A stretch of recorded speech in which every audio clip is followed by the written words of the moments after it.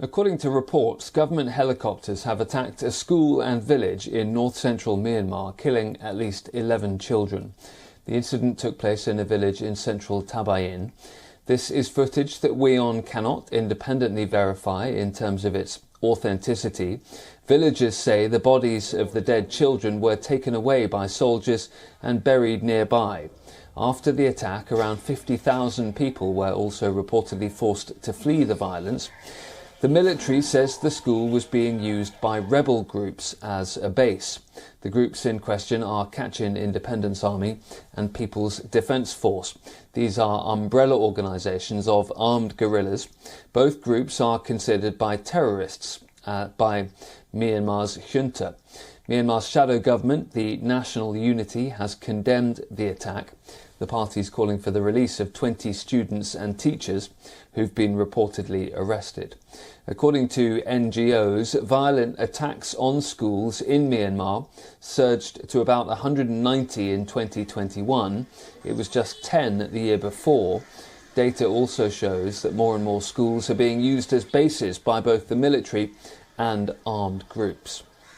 Well, for more on this, we're joined by Annie Zaman, who's a journalist and author based in Mae Sot. Thank you very much for being with us. Explain why schools are being used in this way. Thank you. I think it's really sad what we are now witnessing, what's happening in Myanmar, that schools are being targeted. We had independent reports that schools and hospitals were targeted earlier as well.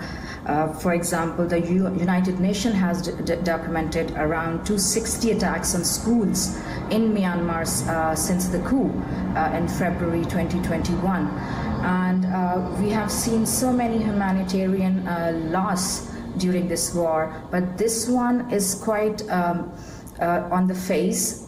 And there are documentation available what happened on the weekend in Sagaing, which is around 70 miles from the Mandalay city, and it is a hotbed of the conflict right now. And military junta sending their helicopters and firing on a monastery where kids as young as 5 to 6 years old were targeted, and their bodies were taken away. 17 children are still missing in that area, where in that particular township where the attack happened.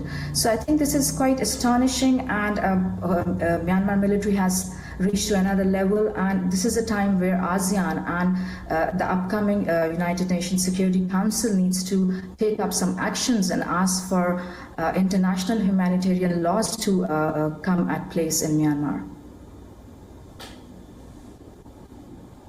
Okay, and just briefly, can you explain why schools are being used in this way?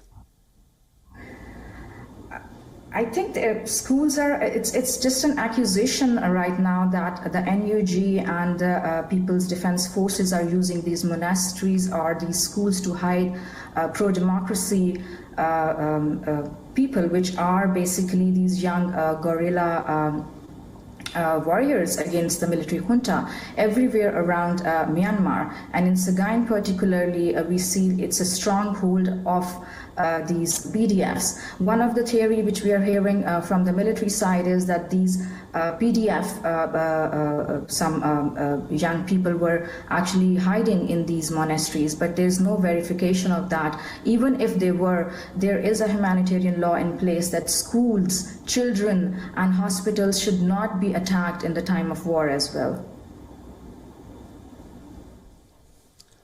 Okay, thank you very much indeed. That's Annie Zaman, journalist and author based in Mae Sot.